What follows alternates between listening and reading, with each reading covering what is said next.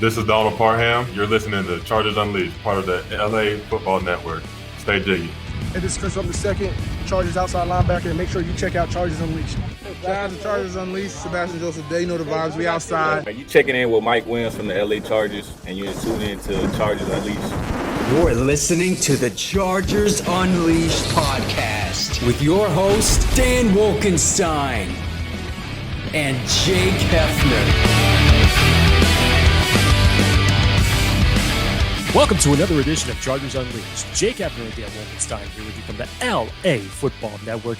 Today's show, of course, is being brought to you by BetOnline, Charger Bolt Family, and Rock Solid Sports Memorabilia. If this is your first time tuning into the show, make sure to hit that like and subscribe button on YouTube. You can also follow us on Facebook, Twitter, Instagram, Spotify, and Apple Podcasts. Dan Wolkenstein, how are you, sir? I'm wonderful. The sun is not shining. It's a little gloomy. It's like we're living in the Pacific Northwest. Great weekend.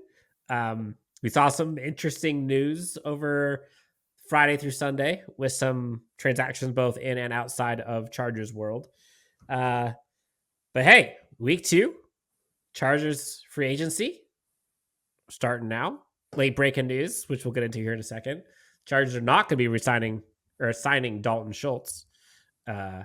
Just signed with the Texans, along with Montgomery, I believe, the running back, also signed with them. But Jake, were you overwhelmed or underwhelmed with the Chargers transactions last week?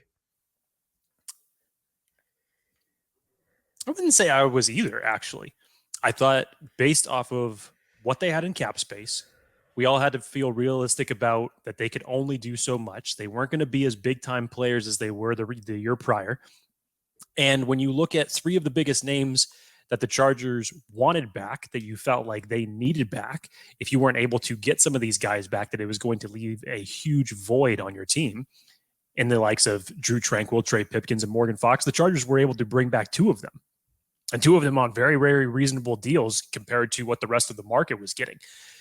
And I know that there was a huge hubbub over the weekend regarding the Drew Tranquil situation, and we'll get to that in a minute.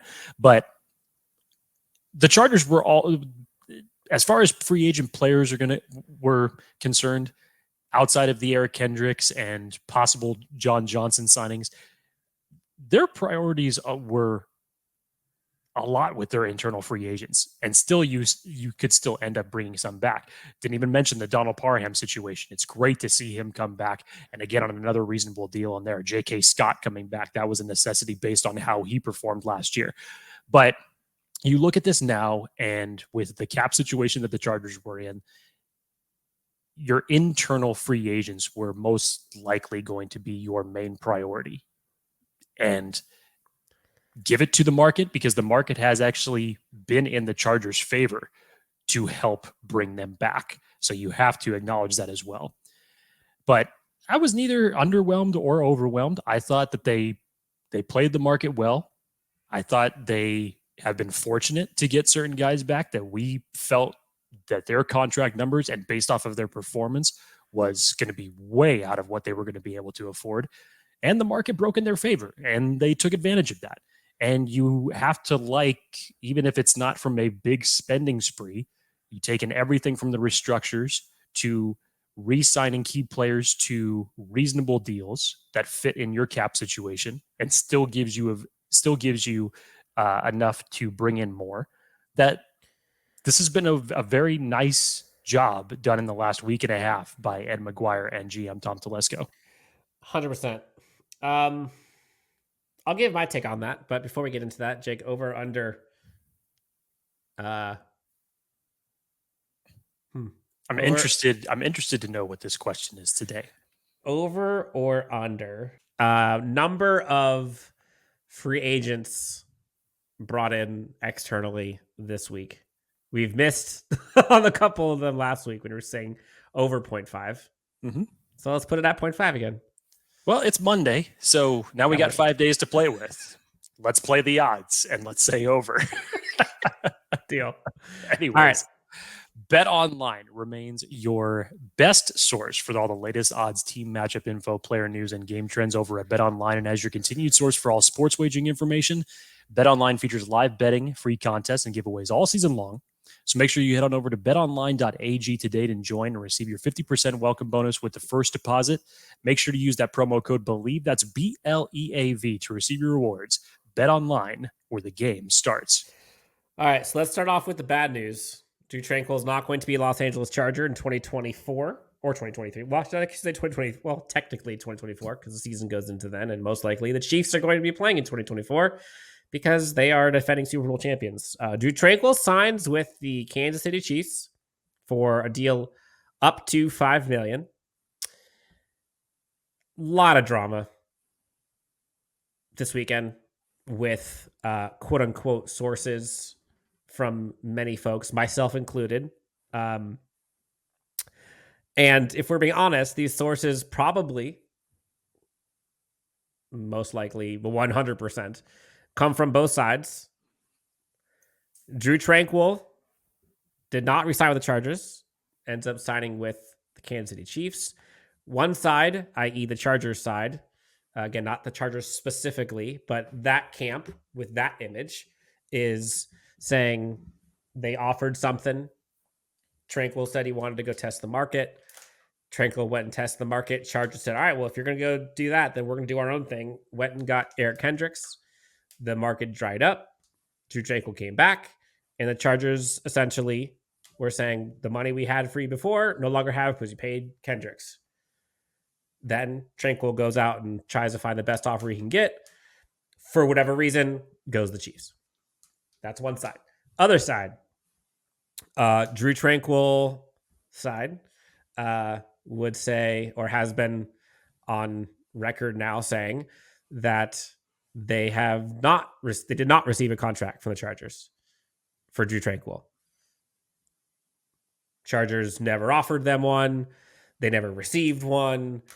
Drew Tranquil wanted to be back. And when the Chargers didn't, they went out and got the best option they can get.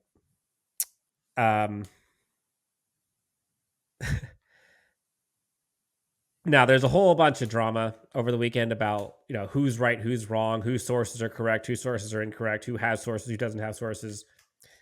I can't speak for other people, but I can speak for myself and us. I know who I'm talking to, and I can vouch for my stuff. In my eyes, Jake, this felt like one of those no one's happy in a divorce kind of thing. And it felt like both sides have sources from within who are trying to discuss what happened and are trying to get that out there and are trying to protect a narrative, optics, etc. That doesn't mean people are lying about sources. It just means people have sources from different camps. So honestly, at the end of the day, it's kind of he said, she said bullshit. And unless you hear it from Drew or unless you hear it from Telesco, it doesn't really matter. Like at the end of the day, he's a Chief. Kendricks is the Charger. I think we should focus on Eric Kendricks. Maybe we'll find out. The agent, I believe, for Drew Tranquil, quote tweeted me and said like, oh, know your facts before you tweet. I have put out a tweet asking him to confirm personally. Crickets.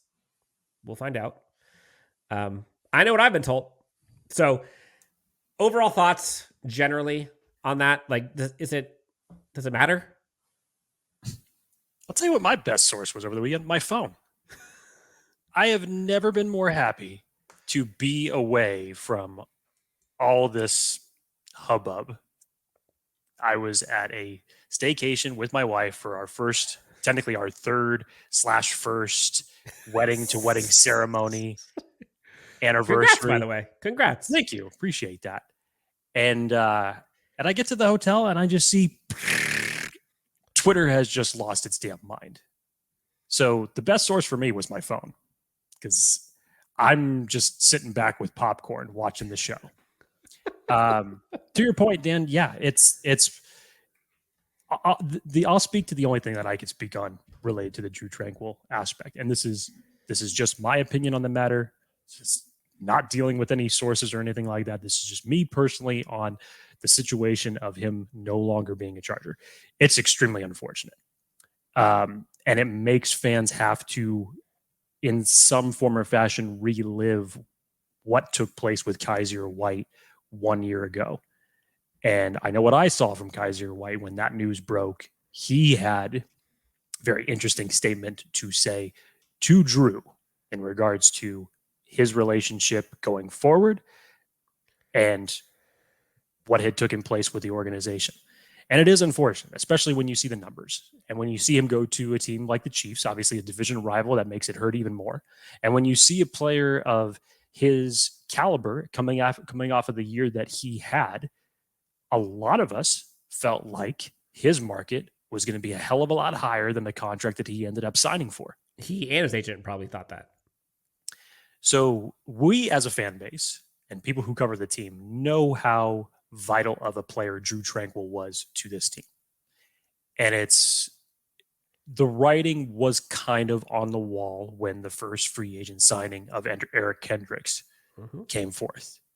I mean, at that point in time, it was pretty much evident that even with the way that the market was going at that point in time, that Drew Tranquil was not coming back. And it really is an unfortunate thing because we've had Drew on this show. We know the type of human being that he is. We know the type of player that he has become. And let's face it, everybody, at least who covers this team, thought that he was going to get much more than the deal that he took with Kansas City because his numbers reflected that. We felt that he was worth it. And so when you see something like this happen, it not only irks you from the standpoint that he goes into a division rival, but it's more from a standpoint that's unfortunate for him for the way that the market broke. And that was evident from other signings around the league for people in his position. But it was evident from a standpoint that you felt like there has to be more. That's where this whole discourse comes into play. You start asking yourself, like, there has to be something more to this. There's from more the standpoint to this. that he would accept a deal like this. And whatever it was, whatever took place, truthfully, we'll probably never know the full story. I wish that the Chargers could have brought Drew Tranquil back because he played his ass off during the duration since he has been drafted for this team. And I felt like he has been a fantastic leader, brings a lot of energy. Him wearing the green dot on his helmet, I thought served extremely well. And I really thought after what took place with Kaiser White 1 year ago that the Chargers were not going to allow a similar situation like that to happen. So I'm happy for Drew. Obviously, he is a stand-up person of the highest caliber and deserves anything that's the best for him. But also, as a Chargers fan, you feel a little bit gutted because of the situation. But these are the down times of the NFL. It's a business. And this is when, as exciting as free agency can be, these are the times when free agency absolutely sucks, is when you have to let someone walk. And even from a standpoint of somebody who wasn't necessarily chasing the big dollars, that signed for something or at least initially reasonable. was chasing the big dollars and then Right. not getting it. Yeah, exactly. Yeah, there's a lot of feelings in it, which I think is where I think all of the craziness happened this weekend. It's a cutthroat business. It's a little ruthless. And for whatever reason, there wasn't, put it this way. If the Chargers really wanted to have him remain a Charger, they would have made it happen. If the alternative, so clearly there was some reservation for some reason, who knows what it was. On the flip side, Chargers go out, they bring back Donald Parham, they bring back J.K. Scott. They arguably have in their current roster tight end 1 and tight end 2 now kind of sealed up. Parham certainly brings back kind of the run blocking perspective, which I think was important. I think I'm excited to see what Kellen Moore does with him. And we saw how good the special teams was last year, punt specifically. J.K. Scott was a big reason for that. happy to have him back. Got a pretty good little raise for himself, which I think is deserved considering how good this special teams did. We saw it since training camp. The guy can boot a mile high. And I think the team schemed around that and they made it work. And they did. I think they're top 10 punt return or punt coverage, excuse me. So both good. What we haven't seen yet, Jake, is John Johnson has not been signed by the Chargers or anyone. Dalton Schultz, I know that was a hot name. I saw potential there for the Chargers. Everyone was thinking he's going to get the bag. Turns out today, breaking news, Dalton Schultz signs a 1 year up to $9 million contract. So clearly market dried up there too. Curious to see what that cap number is, by the way. Yep. Dalton Schultz at that number. Let's say the cap hits $5 million. Would you have done it? Even after bringing back Donald Parham to a reasonable deal, I probably, and this is just me, anybody else can have their opinions on this, but I personally wouldn't have done this. Now, if Gerald Everett was no longer in this team, that's a different story.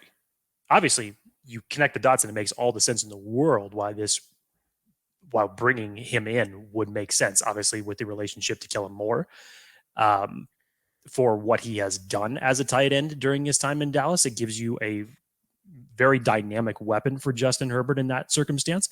And I was always of the opinion that if Gerald Everett was on this team, then go out and draft a tight end and develop from there, because Gerald Everett's on the last year of his deal at a very low cap hit number for you, and draft, develop, and move on. If they went ahead and, as was speculated a couple months ago, that Gerald Everett could be a possible cap casualty, then that could have changed this entire narrative. And my stance on signing Dalton Schultz probably would have been elevated, and maybe the Chargers would have been more aggressive in that circumstance. But they chose to go a different way. They didn't originally put a tender on Donald Parham. They let him test the market. There was reports that he was fielding interest from both the Patriots and the Browns that was out there. And ultimately, Chargers were able to come back to a new deal, bring him back to the fold. Now, I know from everybody's standpoint, as far as the health concerns of Donald Parham over the last 2 years have not been the best, but when he is healthy, he is one of the more dynamic tight ends as far as athletes goes in the league. And especially when it comes to blocking for you, he's definitely one of your better blocking tight ends that you have. And I think, Dan, the thing that we've been waiting to see for the last 2 years or so is these two tight end sets in the end zone. And for one reason or another, we just haven't gotten a chance to really see it all play out. I would think that in Kellen Moore's new offense, that he will go to this early and often when they are in the red zone situation, take advantage of Gerald Everett and Donald Parham's skill set, and hopefully be able to exploit defenses more in the end zone. Now, does this take tight end off the table I was just going to say for round one in the draft, as a lot of people have speculated? Or two. I'll say it's more likely that they would go down that road in round two than it is round one now after Parham returns. Don't necessarily say that it takes it completely off the board for them pursuing it. That wouldn't be the smart thing to do. But I think that when you look at the holes that have been plugged in so far in free agency and what you already have on the roster, I don't think the need for tight end is as big clear as it was as, say, 2 weeks ago. And look, I'm totally with everybody else as far as Michael Mayer, Dalton Kincaid, all these guys. It's an extremely impressive tight end class coming out this year in the draft. But I think now, based off of the Chargers and their moves in free agency, and maybe giving themselves more of a flexibility standpoint to be at 21, not necessarily pigeonholed for one guy, but now you can go BPA. Like I said, it doesn't necessarily take it completely off the board for 21, but I think the overall need for it has definitely gone down. Yeah, I think it's good for the Chargers to have that done before draft starts. Less needs going into the draft, I think, is the better way to go. This is a short one. No breaking news for the Chargers, so we're going to try to keep this short. Who knows? You might be hearing from us again if the Chargers decide to bring back some folks. There are rumors around John Johnson. We've seen Isaiah McKenzie from the Bills possibilities that are out there. There are a bunch of dudes. I could see offensive line depth being, I could still see a tight end, honestly, coming in on the cheap. Secondary players along with John Johnson. We'll see. But want to do a short one, just kind of recap what we had seen so far over the weekend. Some of the transactions we saw. Again, Drew Tranquil out, Donald Parham in, J.K. Scott in. Dalton Schultz is now a member of the Texans, so that's no longer an option. Jake, anything else you want to tell the great friends before we get out of here and scroll Twitter and see if there's a breaking news happening with John Johnson? Hey, with our luck today, it's going to break at like 5 o'clock that the Chargers signed John Johnson. It's probably going to be like that. But book it. Schedule constraints be damned. We still wanted to get up a pod, even if it's short and even if it does not include the breaking news. We still wanted to kind of get out in front of this because we did not have the weekend to do so. But other than that, Dan, we've got plenty of stuff to look forward to this coming week. Obviously, this is the next wave of free agency. We'll obviously see what the Chargers do to plug up any remaining holes, whether that's outside free agents or bring back some of their own players. And on top of that, draft content. There we go, baby. I have one of, Dan as well, but I'll say it to this standpoint. The guest in question, as it relates to the importance of this podcast, comes on the show this week. And when I say importance to the podcast, it's one of the ones that helped us kick off our new banner many, many moons ago. So super excited for this. Coming up later this week, you guys don't want to miss that as we continue to trudge on, even though it seems like just molasses at this point, trying to get to April 27th. But draft's on the horizon, baby. And we're going to have plenty more of those type of contents. Dan and I are finally going to get more into our top 10 at each position as far as breaking some of those down, because I know we haven't gotten the best opportunity to do that since before the Combine. But excited, man. We got a lot of stuff coming up here in the next couple of weeks. A lot of stuff, a lot of excitement, a lot of things, a lot of conversation will be had. For Jake Hefner, you can find him at Jake T. Hefner, myself at Dan W Sports. Guys, gals, thank you so much for all that you guys do, all the messages, all of the conversations you've had with us. They mean a lot. I'm excited to go to work. Jake, John Johnson, 5 o'clock. Let's see if it happens. We'll see if I see you later. All right, man? Yeah, let's see it. All right, we'll talk to you guys next on Chargers Unleashed.